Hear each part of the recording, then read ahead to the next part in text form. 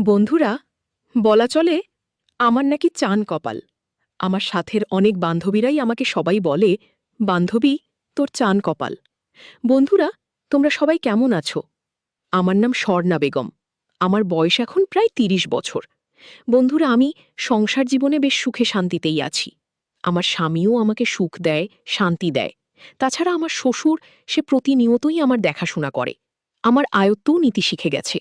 আমি কাউকে বাধা দিই না, কাউকে আমি নিষেধ করি না। তারা আমাকে মজা পায়, আমিও তাদের কাছ থেকে বেশ মজা পাই, আনন্দ পাই। এভাবেই চলছে আমার জীবন। বন্ধুরা, আমার জীবনের কিছু বাস্তব ঘটনা, কিছু আনন্দের মুহূর্ত আজকে তোমাদের সঙ্গে শেয়ার করতে যাচ্ছি। তো তোমরা কি সবাই প্রস্তুত শোনার জন্য?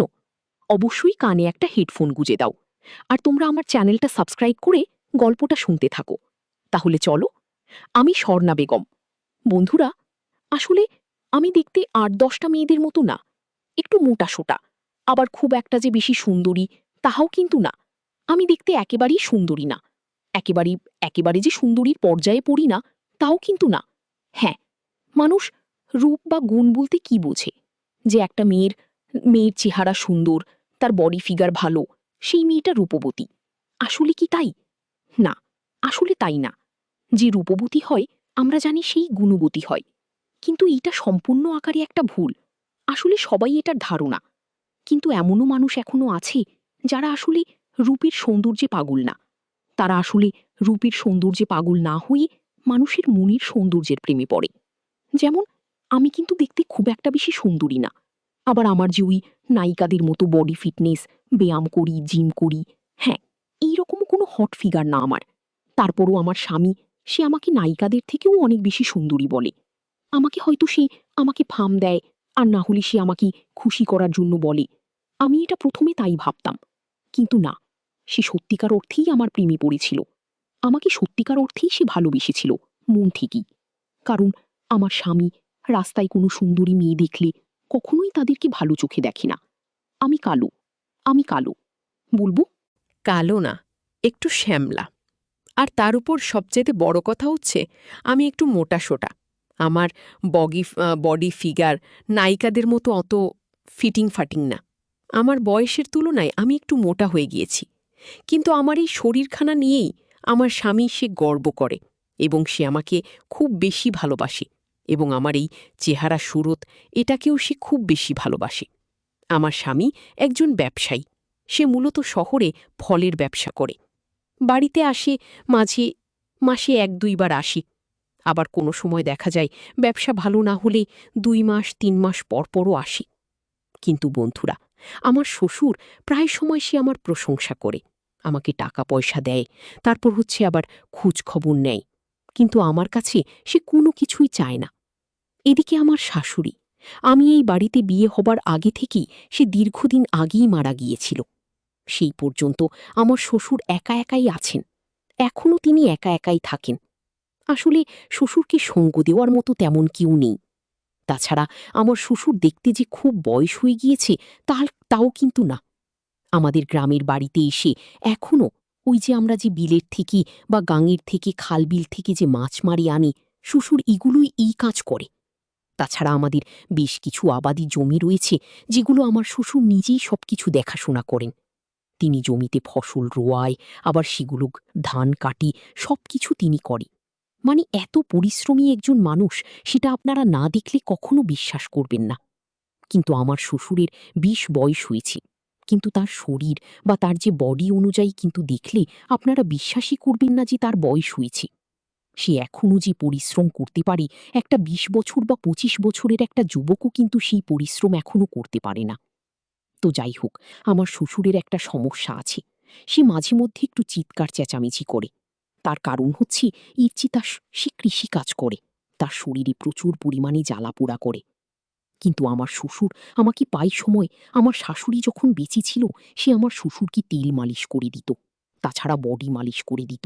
গ্রামের মানুষ তো, তাদের কি সরিষা তেল, গরম পেঁয়াজ আর হচ্ছে গরম রসুন। হ্যাঁ, আমি প্রায় সময় আমার শ্বশুরকে পায়ের তলা, তারপর হচ্ছে পুরো হাঁটু থেকে পা, এবং আমার শ্বশুরকে আমি চুলে তেল দিয়ে দিতাম, সরিষার তেল। এইভাবে সে খুব মজা পেত। প্রায় সময় আমাকে বলতো যে, বৌমা, স্বর্ণা, তোমার হাতে কি জাদু আছে বলো তো? আমি বলতাম, কেন শ্বশুরাব্বা? তখন সে আমাকে বলতো, আরে তোমার হাত তোমার শাশুড়ির মতোই। তুমি যখন আমাকে তেল মালিশ করে দাও, আমার যে কি ভালো লাগে বৌমা, সেইটা তোমাকে বলে বোঝাতে পারবো না। সত্যি, তোমার শাশুড়িও আমাকে ঠিক এইভাবেই তেল মালিশ করে দিত। জানেন তো বন্ধুরা, গাঁও গ্রামের মানুষ, তারা আসলে ওষুধ খেতে চায় না, ওষুধে বিশ্বাসী না। তারা নিজেরাই এক একজন কবিরাজ। তাছাড়া আমার শ্বশুরাব্বা, সে প্রায়শই এই কাজ করে থাকে। আমাকে সে এইভাবেই তেল মালিশ করে দিতে বলে। তো এইভাবেই আমাদের বৌমা এবং শ্বশুরের দিন চলে যাচ্ছে। এদিকে আমি আর শ্বশুরাব্বা বাড়িতে একা একাই থাকি। খুব বেশি লোকজন নেই, আমাদের বাড়িতে একদম নিরিবিলি। বাচ্চা কাচ্চা আমারও হচ্ছিল না। তাছাড়া আমার স্বামী ফুয়াদ, সে শহরে ফলের ব্যবসা করে। এভাবেই মাসে 1-2 বার আসে, এক রাত থেকে আবার চলে যায়। আবারও তাতে কিছু হয় না, তারও কিছু হয় না। তারপরেও পেটের দায়ী মানুষকে তো কত জায়গায় থাকতে হয়, কত রকমের কাজ করতে হয়। তো আমি আর আসলে এই বিষয়ে কোনো কিছু মনে করি না। আসলে আমাদের পেটের যদি চিন্তা না হতো, টেনশন না করা লাগতো, যদি কাজ না করা লাগতো, তাহলে তো আমি আমার স্বামীর সঙ্গেই থাকতে পারতাম। সে আমাকে মনের মতো করে কুলি নিয়ে আদর করত, ভালোবাসত, কত কিছু। আমার তো শখ করে, কিন্তু শখ করলে কি হবে? আমার স্বামী তো আর আমার সঙ্গে থাকে না। একদিন আমার এক ননদের ছেলে, মানে আমার স্বামীর বোন আছে, সেই ননদের একটা মেয়ে আছে। তো তারাও দুজন শহরে থাকে, ব্যাংকে চাকরি করে। আমার ননদ রাইসা আমাকে বলতেছিল, ভাবি, আমার মেয়েটাকে একটু তোমাদের কাছে রাখো না। তাছাড়া বাড়িতে তো তুমি আর বাবা ছাড়া আর কেউ থাকে না। ও তোমাদের কাছে থাকলে একটু ভালো হবে। আসলে আমরা দুজনই শহরে চাকরি করি, তো ওর আসলে পড়াশোনার ক্ষতি হচ্ছে। তোমাদের এখানে স্কুলে পড়াশোনা করুক, তো ওকে নিয়ে আমার সময় কেটে যেত। তো বন্ধুরা, একদিন আমি বাড়ির পুকুরে, আমাদের আবার নিজস্ব পুকুর ছিল, আমাদের গ্রামে বড় ঘর, ঘরের সামনে হচ্ছে একটা উঠোন, আর উঠোনের পরে আমাদের বাড়ির পিছনে একটা পুকুর ছিল। সেখানে আমরা সবাই গোসল করি। আমাদের বাড়ির যারা বেড়াতে আসতো মেহমান, সবাই সেখানেই গোসল করত। তাছাড়া পুকুর একটা আবেগ, শৈশবের একটা স্মৃতি কাজ করে। এখন তো মানুষ সবাই ঘরের ভিতরেই, ওই দেখা যায় ওয়াশরুম করে সেখানেই বালতি দিয়ে গোসল করে। আমাদেরও সেই ব্যবস্থা আছে, কিন্তু আমাদের বাড়ির লোকজন মানুষ সবাই আসলে ওই পুকুরে গোসল করতে ভালোবাসে। তাছাড়া আমিও পুকুরেই গোসল করি। এই পুকুরে আমরা ছাড়া আর কেউ আসে না। তো আমি একদিন দুপুরবেলা আমার ওই ননদের মেয়েটাকে নিয়ে গোসল করতেছিলাম। তখন দেখলাম শ্বশুরাব্বা বাজারে গিয়েছিল। তো আমি ননদের মেয়েটা রাইসাকে গোসল করাচ্ছিলাম। এদিকে আমিও গোসল করব। প্রথমে হাত পা সবকিছু ঘষাচ্ছিলাম সাবান দিয়ে। এরপর ধীরে ধীরে যখন ভিতরের কাপড় খুলে যখন আরও সাবান লাগিয়ে শরীরটা ঘষা শুরু করেছিলাম, তখন হঠাৎ করে দেখলাম আমার শ্বশুরাব্বা সে ডিরেক্ট বাসার ভিতরে এসে পুকুরে চলে আসলো। এবং বন্ধুরা, সে আমার সবকিছু দেখতেছি। আমাকে এমন অবস্থায় দেখি শ্বশুরাব্বা বেশ কিছুক্ষণ যাবৎ আমার দিকে তাকিয়ে আছি।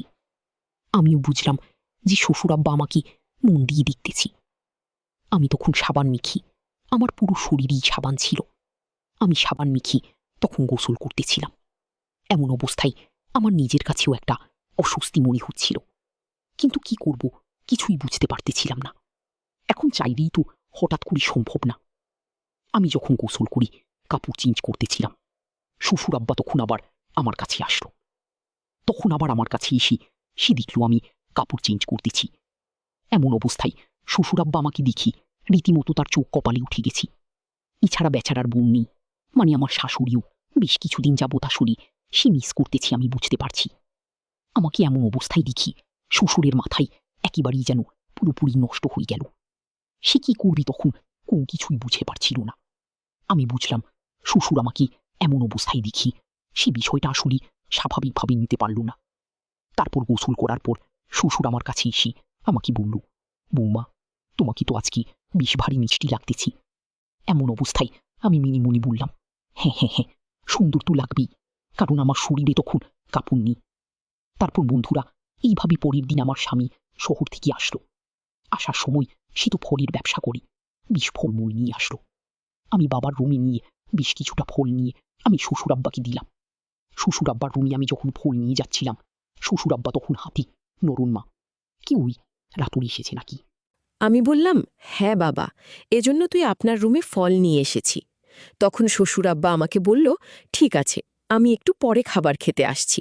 আমি বললাম, আচ্ছা ঠিক আছে আব্বা, আপনি তাড়াতাড়ি চলে আসেন, আমি খাবার ডাইনিংয়ে বেড়ে দিচ্ছি। এই কথা বলে তখন আমি চলে গেলাম। বন্ধুরা, আমি খাবার ডাইনিং রুমে দিব বড় কথা, আমি আবার রুমে দরজার সামনে যাওয়া মাত্রই আমার স্বামী আমাকে কুলে করে ধরে আমাকে নিয়ে শুইয়ে দিল। তারপর সে আমাকে আর কোনো সুযোগই দিচ্ছে না, আমাকে আদর করা শুরু করে দিল। আমি তাকে বললাম, আরে বাবা, আমি বাবাকে বলে এসেছি আমি এখন খাবার বাড়ব, একটু পরে, এরকম কইরো না। এখন এসেছ, এখন বাজে রাত 10টা। শোনো, আমি ডাইনিংয়ে খাবার দিচ্ছি, আগে খাবারগুলো খেয়ে নাও, তারপর না হয় দেখব রাতে তুমি কত পারো। হ্যাঁ, আজকে আমিও দেখব। তুমি জানো, তোমার জন্য আমার খুব মন কাঁদে, আমার মন খুব পড়ে। তুমি সারা মাস শহরে থাকো, এদিকে একা একা আমার বাড়িতে একদমই ভালো লাগে না।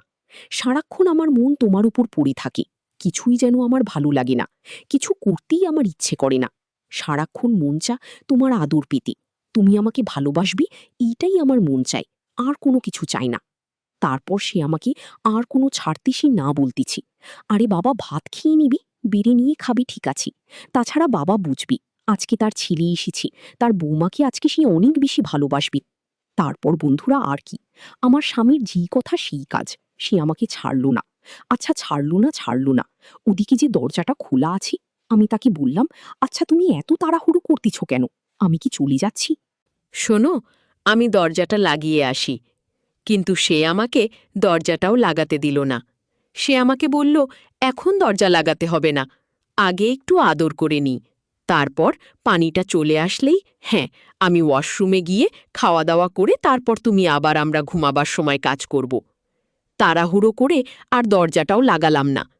এদিকে আমরা একে অন্যের সঙ্গে জড়িয়ে গেলাম, আমাদের এখন প্রচুর পরিমাণে আদর করা হচ্ছে। এদিকে শ্বশুর আব্বা ডাইনিং রুমে আসলো, এসে দেখে এখনও আমি খাবার বাড়ি নাই।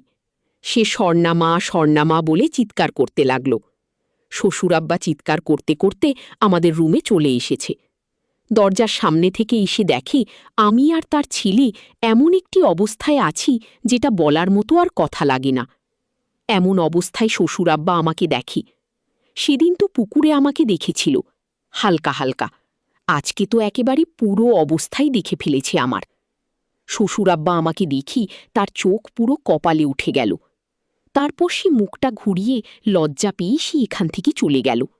সে আর কোনো কিছু বলল না। এদিকে আমি আমার স্বামী রাতুলকে বলতেছিলাম, দেখেছ তো, বাবা ঠিকই আমাকে খুঁজে বুঝি এখানে চলে এসেছে।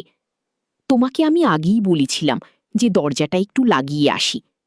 এখন তো ভালো হয়েছে, বাবা সব কিছু দেখে নিয়েছে আমার। তখন আমার স্বামী বলল, আরে দেখেছে তো কি হয়েছে, সে তো আমার বাবাই হয়, তোমার শ্বশুর। তাছাড়া শ্বশুর এগুলো কোনো কিছু মনে করে না, শ্বশুর এগুলো একটু একটু আর একটু বোঝে যে এতদিন পর ছেলে এসেছে, হ্যাঁ, বৌমা একটু ব্যস্ত থাকবে। এই কথা বলি আমার স্বামী আমাকে আবার ধরল। তারপর বন্ধুরা, আমি আর কোনো কিছু বললাম না, বা আমি আর কোনো কিছু বলার সুযোগও পেলাম না। তারপর সে আমাকে টানা 1 ঘন্টা এইভাবে আর কি বলবো। আমি যে একটু লড়ব, আমার প্রচণ্ড পরিমাণে প্রস্রাব ধরেছিল। আমি যে একটু প্রস্রাব করব, আমাকে সেই সুযোগটুকু আর দেওয়া হলো না। এইরকম একটা অবস্থা তখন হয়েছিল। আমি আমার স্বামীকে বলতেছিলাম, ওগো, আমার প্রস্রাব ধরেছে, একটু ওয়াশরুমে যাব। সে আমাকে এই সুযোগও দিল না। একেবারে রাত 2টা বাজালো। রাত 2টার সময় তার কাঁধ হয়ে গেছে। তখন সে আমার উপর থেকে উঠে ওয়াশরুমে গিয়ে ফ্রেশ হলো। এদিকে আমিও ফ্রেশ হলাম। তখন সে আমাকে বলতেছে এখন নাকি সে খাবার খাবে। তারপর খাবারগুলো বেশ ঠান্ডা হয়ে গেছিল। খাবারগুলো একটু গরম করলাম, একটু গরম করে আমি তাকে আবার খাওয়ালাম। খাওয়া দাওয়া করার পর আমরা ফ্রেশ হয়ে আবার বেডরুমে ঘুমাতে গেলাম। তখন সে একটু রেস্ট নিয়ে ওই রাতে আবার প্রায় 3 বার আমার সঙ্গে। ওই রাতে সকালবেলা প্রায় 8টার সময় আমি ঘুম থেকে উঠলাম। উফ, সেদিন সকালবেলা আমার শরীরটা যা হালকা লাগতেছিল না বন্ধুরা, যা পাতলা লাগতেছিল, মনে হচ্ছিল আজকে যেন পৃথিবীর এক অন্যরকম এক স্বর্গে আমি বাস করতেছি। আমার শরীরটা খুব মাথা ভাল হয়ে থাকে, কিন্তু আজকে শরীর, মাথা, মন সবকিছু একদম ফ্রেশ লাগতেছে, একদম হালকা লাগতেছে। এত ভালো লাগা কাজ করতেছে যা তোমাদেরকে আর বলে বোঝাতে পারবো না। তো যাই হোক, এইভাবে আমার দিনটা ছিল, বেশ ভালো একটা দিন ছিল, বেশ আনন্দকর একটা পরিবেশ। আসলে স্বামী পাশে থাকলে সে যদি আদর করে, সে যদি ভালোবাসে, এটা প্রত্যেকটা বিবাহিত নারীদেরই দেখবেন ভালো লাগে। আর যদি স্বামী পাশে না থাকি, সে যদি আদর সোয়াগ না করে, যদি ভালো না বাসে, তাহলে দেখবেন এমনিতেও খুব একটা বেশি ভালো লাগে না। তো যাই হোক, আজকে আমার মন খুব ভালো লাগতেছে, মন খুব হালকা হয়েছি যে সে আমাকে এভাবে ভালোবাসা প্রদান করেছে। তারপর সকালবেলা ঘুম থেকে উঠি, আমি নাস্তা বাস্তা করি, শ্বশুরকে, তারপর আমার স্বামীকে নাস্তা করালাম। তখন আমার স্বামী সে চলে যাবে। সে আমাকে বলতেছে, শোনো, আমাকে একটু যেতে হবে, গিয়ে আবার ওই পাইকারি ফল কিনতে হবে, আর দোকানটা একটু চালু করতে হবে। এমনিতেই ব্যবসার অবস্থা এখন খুব একটা বেশি ভালো না। তখন আমি তাকে বললাম, ঠিক আছে, আপনি আবার তাড়াতাড়ি আইসেন, আর মাসে একটু 2-3 বার এসি, একটু সপ্তাহখানিক থাইকিন, আমার একা একা আর ভালো লাগে না। এই কথা বলে স্বামী নাস্তাটা করি, এসে আমাকে বলল, আচ্ছা ঠিক আছে, রুমে আসো, তোমার সঙ্গে আমার একটু দরকার আছে। তারপর বন্ধুরা, এই কথা বলি আমার শ্বশুর ডাইনিং রুমে এসে নাস্তা খাচ্ছিল। সে আমাকে, আমি বললাম, আরে এখন একটু আমার দরকার আছে, আমি একটু, এই দেখ, হাঁড়ি পাতিলগুলো একটু ধুতে যাব, তাছাড়া কাপড় চোপড়ও ধুতে হবে। সে আমাকে বলল, তুমি আসো না, আমি তো তোমাকে ছেড়ে দিব। এই কথা বলি সে আমাকে হাতটা ধরে শ্বশুরের সামনে রুমে নিয়ে গেল, নিয়ে দরজাটা টাস করে বন্ধ করে দিল। প্রায় 30 মিনিটের মতো আমার সঙ্গে একটু অন্যরকম একটা খেলা খেলল। শ্বশুর আব্বার ডাইনিং রুম থেকে সবকিছু এসে ফলো করেছে, আমি লক্ষ্য করেছি বিষয়টা। তারপর সে আমার সঙ্গে আধা ঘন্টা সময় কাটিয়ে সে চলে গেল, শেষও হইল না। তখন আমার শ্বশুর আব্বা বলল, তাল ছেলে কি, রাতুল বৌমার সঙ্গে আধা ঘন্টা সময় কাটিয়েছিস, একটু ওয়াশরুমে যা, একটু গোসলটা করি, শরীরটা ফ্রেশ করে যা, শরীরটা তো নাপাক হয়ে আছে। তখন সে আর কোনো কিছু বলল না, বলে তার সময় নেই। এদিকে শ্বশুর আব্বাজি সবকিছু বুঝতে পেরেছি, আমি সেটা খুব ভালোভাবে লক্ষ্য করেছি। তো রাতের বেলা আমি, শ্বশুর আব্বা আর আমি একেবারে নাস্তা খাচ্ছিলাম, রুটি পরোটা খাচ্ছিলাম। খাওয়া দাওয়া শেষ করি শ্বশুর আব্বা উঠে যার রুমে চলে গেল। এদিকে আমি আমার রুমে ঘুমিয়ে পড়লাম।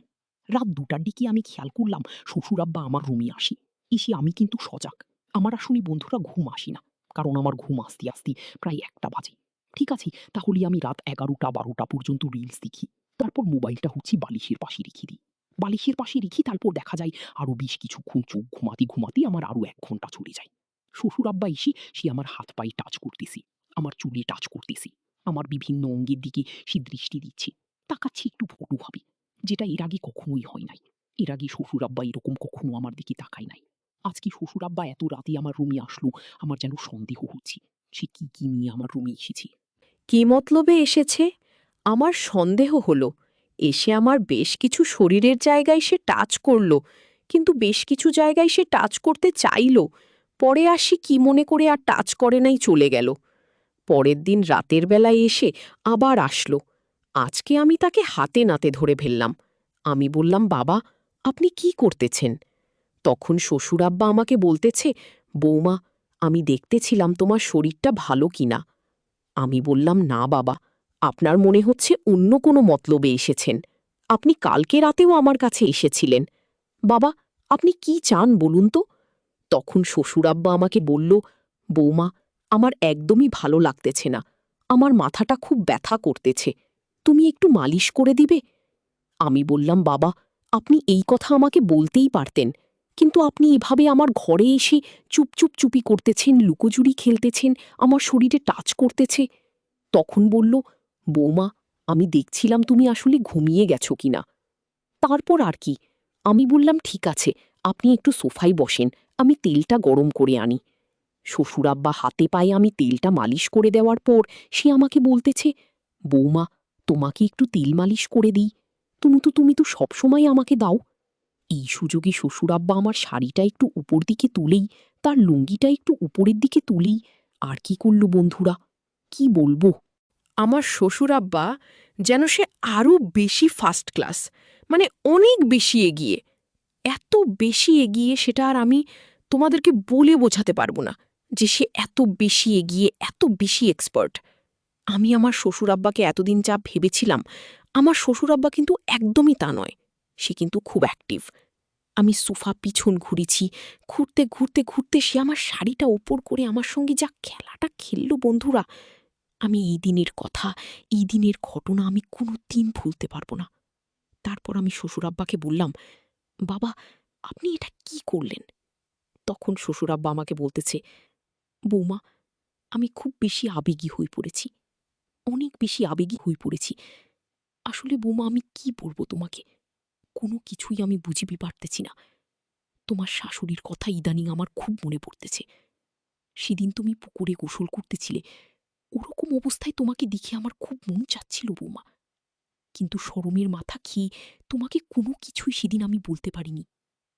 তার উপর আজকে সকালবেলা তোমাকে আমার ছেলে যখন টেনে হিঁচড়ে নিয়ে যায়, তখন আমার ভিতরে একটা অন্যরকম কাজ করতেছিল। তখন আমি আমার শ্বশুরাব্বাকে বললাম, বাবা, তাই বলে আপনি আপনার পুত্রবধূর সঙ্গে এই কাজ করবেন? হ্যাঁ, আপনি আমার শাশুড়িকে মিস করতেই পারেন, তাই বলে বাবা একটাবার আপনি ভেবে দেখবেন না যে আপনি কার সঙ্গে কি কাজ করতেছেন? সেদিন আমি কি বলবো? শ্বশুরাব্বা আমার কাছে মাফ চাচ্ছে, ক্ষমা চাচ্ছে। তারপর বন্ধুরা, সে যখন আমাকে এমন একটি কাজ করল আমার সঙ্গে, তখন দেখি আমার ভেতরেও একটা অশান্তি কাজ করতেছে। তখন আমারও মন চাচ্ছে। হঠাৎ করে সে এমন একটি কাজ করে বসল, তখন আমারও যেন মন খুব করে চাচ্ছিল। আমি তখন শ্বশুরাব্বাকে বললাম, ঠিক আছে, আপনি যখন এত কিছু করেই বসলেন, নেন, আমাকে তো আপনি এখন খুব গরম করে দিলেন। নেন, আপনি যখন আমার শরীরে আগুন লাগিয়েই দিয়েছেন, আপনি সেই আমাকে আবার পানি দিয়ে এখন ঠান্ডা করবেন। কিভাবে করবেন আমি তার কোনো কিছুই জানি না, তবে আমি জানি আপনি আমাকে এখন ঠান্ডা করবেন। তারপর বন্ধুরা, শ্বশুর তখন আমাকে বলল, বৌমা, তুমি সত্যি আমাকে ঠান্ডা করার জন্য দিবে? আমি বললাম, দিব মানে, আমি তো আপনাকে দিয়ে একেবারে বসেই আছি। তখন বন্ধুরা, শ্বশুর যেন অনেকটা খুশি হয়ে গেল, একেবারে যেন মোমের মতো গলে গলে পড়তেছে। আমি বিষয়টা খুব ভালোভাবে লক্ষ্য করলাম। তারপর আর কি, সেদিন শ্বশুরাব্বা আমাকে একেবারে মুরগির মতো, ওই যে শিয়ালা যেভাবে মুরগিকে ধরে ছিঁড়ে ছিঁড়ে খায়, শ্বশুরাব্বাও সেদিন আমাকে একেবারে মুরগির মতো সারাটা রাত ছিঁড়ে ছিঁড়ে খেয়েছিল। আমি একটা জিনিস নোটিস করলাম সেই রাতে। আমার স্বামী শহরে থাকে, সেই শহর থেকে মাসে একবার দুবার আসি। সেই শহর থেকে একবার দুবার এসে আমাকে সে যতটা তৃপ্তি দেয়, যতটা আনন্দ দেয়, তার চাইতে আমাকে বেশি তৃপ্তি দিয়েছে আমার শ্বশুরাব্বা। শ্বশুরাব্বা এত শক্তি কোথা থেকে পেল? তাছাড়া উনি তো মুরব্বী মানুষ। আমি তখন একটু আগ্রহ প্রভাব প্রকাশ করে আমি জিজ্ঞাসা করলাম শ্বশুরাব্বাকে, বাবা, আপনি তো মুরব্বী মানুষ, আপনার এখন বেশ বয়স হয়েছে, এই বয়সেও আপনি এত শক্তি কোথা থেকে পেলেন? আরে আপনার ছেলে তো বিবারাসী, সেও তো আমাকে এত সুখ দিতে পারে না, এই যত সুখ দিলেন আপনি আমাকে, ইস, কালকে রাতের ব্যথায় এখনো আমি ঝটপট করতেছি। আব্বা, আপনি যান তো, ফার্মেসিতে যান, গিয়ে আমার জন্য কিছু ব্যথার ওষুধ নিয়ে আসেন তো। তখন সে আমাকে বলল, আমি এখনই তোমার জন্য ব্যথার বেশ কিছু ওষুধ নিয়ে আসতেছি। আসলে তখন আমিও বিষয়টা বুঝলাম না যে আসলে সে এতটা শক্তি কোথায় পাইল, মানে কি করে সম্ভব এটা? এটা তো আসলে পসিবলই না। কি করে পসিবল এটা? আমার স্বামী যে জায়গায় শহর থেকে আসে, এসে আমাকে রাতে এসে আধা ঘন্টা ২ ঘন্টা, সেই জায়গায় শ্বশুরব্বা সারা রাত? কি বলবো, আমি নিজেই অনেকটা অবাক হয়ে পড়েছি যে একটা বুড়ো মানুষ। এরপর থেকে আমি শ্বশুরব্বাকে বললাম, বাবা, আপনি তো আমার মন জয় করে নিয়েছেন। আসলে আমার কোনো বাচ্চা হচ্ছিল না। আমি ভাবছিলাম ওইটা আমার স্বামী শহরে থাকে বলে কোনো বাচ্চা হচ্ছে না নাকি। এখন দেখতেছি না, আমার স্বামীর তার সমস্যা আছে, তার সমস্যার কারণেই এতদিন বাচ্চা হয় নাই। শ্বশুরের সঙ্গে এই ১ বছর অনৈতিক সম্পর্ক করায় এখন আমি প্রেগনেন্ট হয়েছি, আমার পেটে এখন বাচ্চা আছে। তারপর বুঝলাম যে আমার স্বামীর সমস্যা ছিল, এটা আমার কোনো সমস্যা না। এরপর বন্ধু আর শ্বশুরের বাচ্চা আমার পেটে। এক শ্বশুরের বাচ্চা কিন্তু আমি সামলাচ্ছি, আর এক শ্বশুরের বাচ্চা আমার পেটে। এভাবেই চলল আবার দিন। এরপর থেকে আমি শ্বশুরব্বাকে বললাম, বাবা, আপনাকে তো আমি অনেক সুখ দিয়েছি, আমরা অনেক পাপ কাজ করে ফেলেছি, আমরা উপরওয়ালার কাছে তওবা করতে চাই, আমরা আর এমন কোনো কাজ করব না। তখন বাবাও বলল, হ্যাঁ মা, আমরা অনেক ভুল কাজ করেছি, আর এরকম কোনো পাপে আমরা জড়াতে চাই না। এরপর বন্ধুরা এভাবেই আমাদের সংসার গল্প শেষ হলো, ইতি টানা শেষ হলো।